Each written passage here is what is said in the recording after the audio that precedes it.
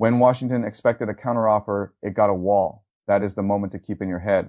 5 demands were laid out during the review of the trade agreement that underpins most of North America's economy. On the American side, the assumption seems straightforward. Apply pressure, open the bargaining space. Make Ottawa choose which sectors it is willing to sacrifice in order to preserve calm. But instead of a counteroffer, Mark Carney effectively rejected all 5 demands at once. That was the turn. Not because governments never say no, because this no was different. It did not sound reactive. It sounded prepared. And that is why the real story is not that Canada pushed back. The real story is that Canada appears to have reached the point where it no longer believes North American trade can keep being organized through fear. That is the entire axis of this conflict. Not dairy first, not tariffs first, not rhetoric first.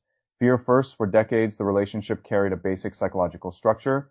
The United States was so large, so central, and so important to Canadian exports that most serious conflicts began with the same assumption: Ottawa would eventually move because the cost of not moving was too high.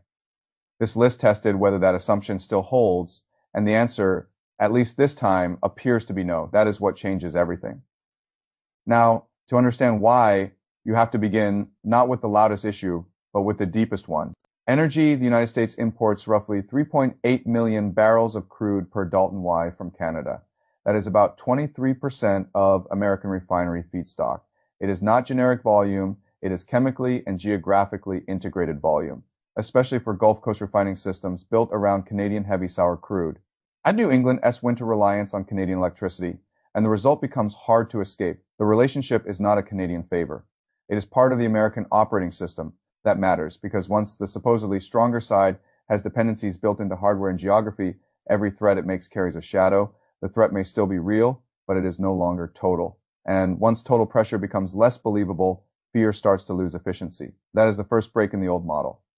Now go to dairy. The American complaint is familiar. Canadian supply management blocks access. Tariffs above quota are punishing. U.S. producers are unfairly boxed out. That is the market version. Canada's version is very different. Supply management is not just a trade rule. It is a political stabilizer. It protects farming blocks that matter domestically, especially in Quebec, and it keeps a highly sensitive sector from being thrown into continental price warfare. But the key change is not rhetorical. It is legal. Canada has moved to protect this system through legislation. That is crucial, because once the thing Washington wants open has been hardened in law, it stops acting like a negotiable concession and starts acting like a structural line. Ottawa is no longer deciding only whether to give ground. It would first have to reopen the possibility of giving ground. That is a much higher threshold. Now move to digital media, where the gap is even wider. Washington sees discrimination against American platforms.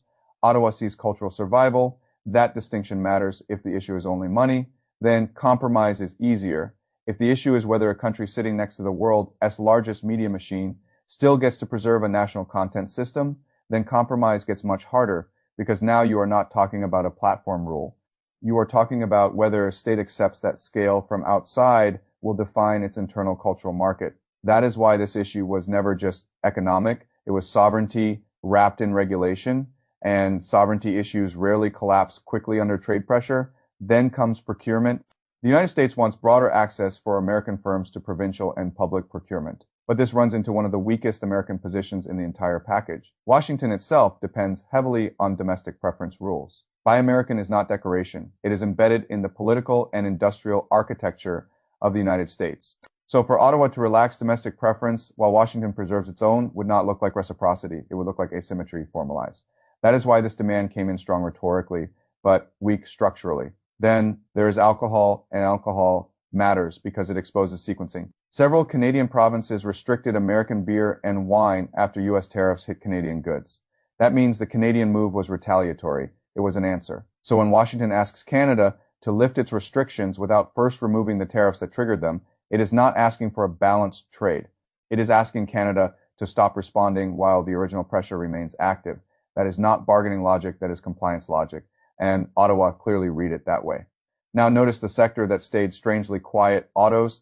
That silence matters more than some of the demands themselves, because the North American auto sector is one of the most integrated industrial systems on Earth. Parts cross the border repeatedly. Plants on both sides depend on each other. As components, the system works because the continent operates like one manufacturing organism, not because each country stands alone. Washington knows that. That is why autos did not become the center of the demand package. Push too hard there and you hit your own firms, your own workers, your own political constituencies almost immediately. So when you map the whole demand package properly, an uncomfortable pattern appears. Each demand was supposed to expose Canadian vulnerability. Instead, each one exposed American limits. Dairy collided with law, digital media collided with sovereignty, procurement collided with hypocrisy, alcohol collided with sequencing, autos collided with integration, and all of it sat underneath energy, where dependence runs in both directions. That is why this no was so important. It was not just an emotional refusal, it was a structurally informed refusal. And that structural confidence did not appear overnight. Canada had already begun preparing. That is the hidden part of the story for decades. Nearly 75% of Canadian exports went to the United States. That level of concentration created the politics of caution. It trained Canadian governments to see access as survival. But that older model has started to loosen. China reopened agricultural pathways. Europe became more important. Domestic procurement began redirecting major sums toward Canadian suppliers. Ottawa and Ontario aligned more tightly around strategic industries. Critical minerals started to matter not just as export products, but as bargaining leverage in the industrial future. None of these things replaces the American market. That is not the point. The point is to reduce fear, to move from total dependence to managed exposure. Once that happens, no starts becoming survivable. And once no becomes survivable, the whole relationship changes. That is why Carney's Davos line mattered. Countries not seated at the table end up on the menu. That was not just a memorable line. It was a strategic translation. Canada was reframing a bilateral trade confrontation as part of a much wider middle power problem, whether states harden themselves before larger economies fully normalize economic coercion as the language of order. That is a much bigger fight than trade. Now, look at Washington as contradiction. Trump talks publicly as if the agreement may not matter, but the administration still invests enormous energy into laying out conditions for preserving it. Greer's own testimony points to roughly $960 billion in U.S. exports under the agreement. American industry groups want continuation. Energy wants continuity. Autos want continuity. Agriculture wants continuity. That does not look like irrelevance. It looks like dependence masked by aggressive language. And that is why the pressure keeps revealing more than Washington wants it to reveal. The harder it pushes, the more clearly it shows where it cannot afford to blow up the relationship cleanly. That is dangerous in a negotiation because once the weaker side sees where the stronger side is boxed in, the bargaining atmosphere changes from fear to calculation. That is what this moment may represent. The old North American hierarchy loosening at the structural level, and now July approaches with three visible paths: extension, withdrawal, or annual review cycles stretching uncertainty toward 2036. That third path will look responsible to a lot of people. It is slow structural decay.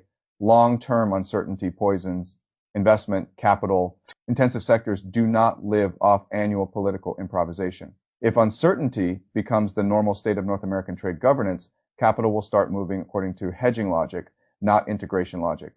That means the very interdependence the agreement was built to preserve starts eroding in self-defense. And that creates the deepest irony of all. If Washington keeps using pressure this way, it may accelerate exactly what it is trying to prevent. Every unresolved threat gives Canada another reason to widen alternatives.